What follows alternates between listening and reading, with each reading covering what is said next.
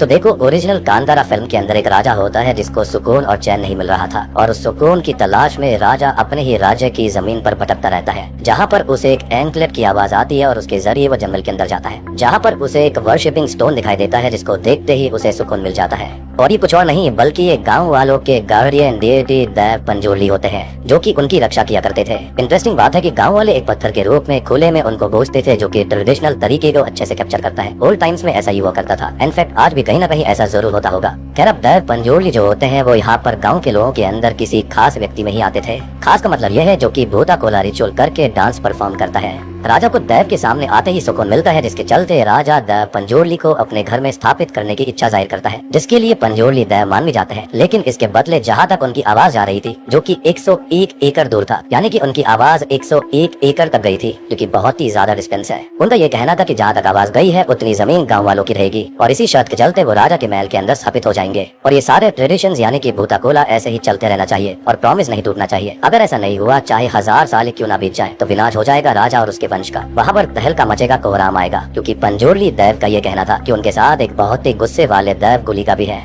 वो तो शायद उनको माफ भी कर दे, लेकिन गुलिका ऐसा नहीं करेंगे। ऑब्वियसली राजा इस चीज के लिए मान जाता है और दैव पंजोली को अपने यहाँ पर स्थापित कर लेता है, और बस ऐसे ही चीजें चलती रहती हैं। लेकिन समय के साथ राजा के वंशजों की नियत बिगड़ जाती है और वो कोर्ट में केस फाइल करने के लिए कहते हैं, क्योंकि उनको ये लग रहा था कि ये जमीन उनकी है, ना कि गाँव वालों की। अब देखो, 1970s के अंदर शिवा के पिता भूता कोला करते हैं, लेकिन राजा का वंशज उस चीज को नाटक बताता है और दैव उसको श्राप देते हैं कि वो कोर्ट की सीढ़ियों पर ही मारा जाएगा, उसकी जजमेंट वही होगी। और बस शिवा के पिता, जिनके अंदर दैव पंजोली थे, वो जंगल में भाग जाते हैं और एक जगह पर आकर अग्नि का चक्र बनता है, जिसके तुरंत ही बालों गायब जाते हैं और छोटा शिवा इस चीज को देखता रह जाता है। और ऐसा क्यों हुआ था, इसका रीजन थोड़ी देर में मैं आपको बताऊंगा जब मैं टीजर की बात करूंगा।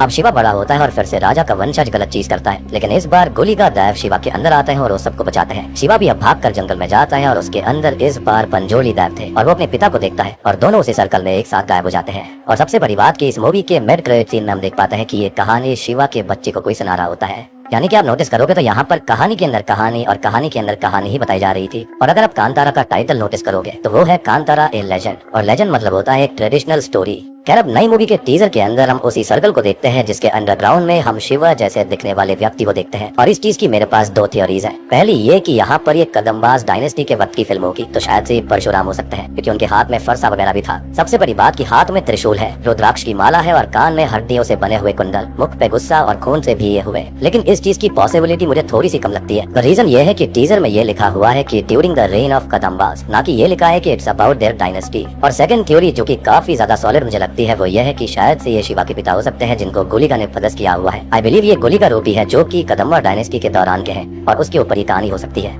सो ऑल टुगेदर ये एक ऐसी कहानी होगी जहाँ पर हम जानेंगे कि गुलिका और पंजोली दैव यहाँ पर कैसे आए थे और गाँव वालों की रक्षा कैसे करने लगे। यानी कि ये सर्कल जो कि जंगल के अंदर था, वो दूसरे डायमेंशन का रास्ता हो सकता है, जहाँ पर मेरे ख्याल से दैव आते जाते होंगे। अदरवाइज ऐसा दिखाना कि इस आग के घेरे के नीचे भी एक दुनिया है, उसको कोई सेंस नहीं बनता। और सबसे बड़ी बात कि शिवा और उसके पिता ऐसे ही हवा में तो गायब हो नहीं गए होंगे, वो कहीं ना कहीं तो गए होंगे। आई बिलीव कि एंड में गुलिका और पंजोली एक साथ अपने रेल में चले गए थे और ये कहानी प्रीक्वल होगी। तो मे भी ये शिवा के पिता हो सकते हैं, जो कि गाँव पे आए संकट के चलते सब चीज नोटिस कर रहे थे। एल जब शिवा उस घेरे के पास आया था तो एक डायलॉग आता है कि ये रोशनी नहीं बल्कि दर्शन है, जो हो गया, जो होने वाला है और जो होगा, सब कुछ शायद शिवा को नजर आ चुका था।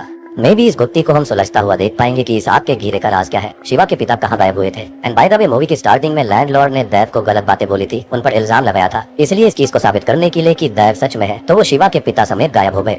लेकिन अगर ये परशुराम जी की कहानी हो गई तो फिर ये सारी बातें गलत हो जाएंगी और हम कुछ डिफरेंट ही इस कहानी में देख पाएंगे, जिसकी मुझे आशा थोड़ी सी कम है। और मुझे एक गट फीलिंग और है कि ये गुलिका रूपी होगा, क्योंकि पिछली मूवी के अंदर जब शिवा को मारा जाता है तो पत्थर पे खून के जस्ट बगल में त्रिशूल की आकृति बनी हुई थी।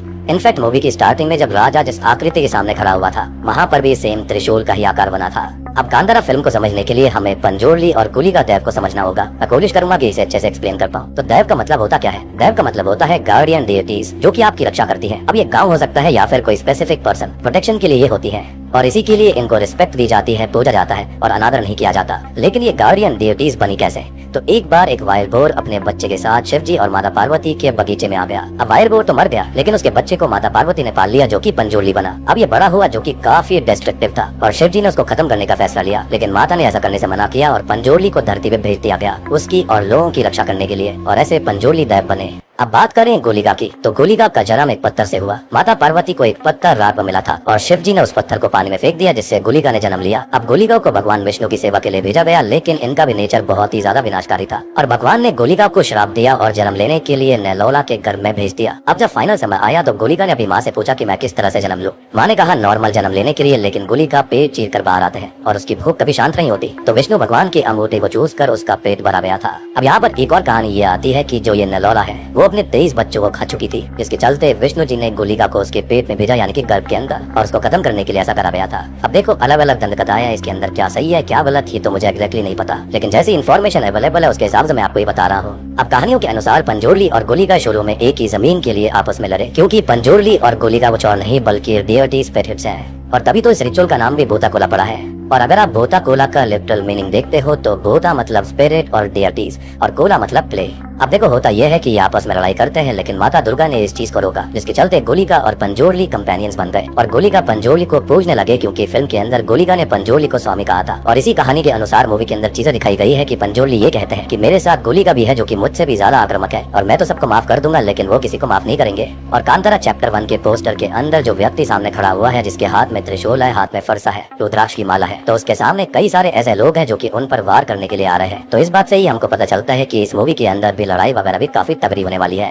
तो मेरे हिसाब से तो हमको ये सब कहानी कांतारा चैप्टर 1 में देखनी चाहिए और इससे एक अलग लेवल का ही मजा आएगा, क्योंकि ओरिजिनल कांतारा ने एक्सपेक्टेशंस बहुत ही ज्यादा इंक्रीज करके रखी हैं। मैं तो बहुत ही ज्यादा एक्साइटेड हूँ इस फिल्म के लिए। और सबसे बढ़िया बात यह है कि ये मूवी अब जैसे ही रिलीज होगी तुरंत ही इसका हिंदी डब आएगा, तो यहाँ पर अब काफी सारी चीजें नहीं होंगी और हमको देव के ओरिजिन शायद बताई जाए। क्या आपको मेरा टीजर ब्रेकडाउन और प्लॉट एनालिसिस कैसे लगा? मजा आया तो वीडियो को लाइक कर देना, चैनल के ऊपर नए हैं तो सब्सक्राइब कर लीजिए, ताकि आपको कांतारा 2 या फिर ये कहें कि कांतारा चैप्टर 1 देखने को जल्दी से जल्दी मिल जाएगा।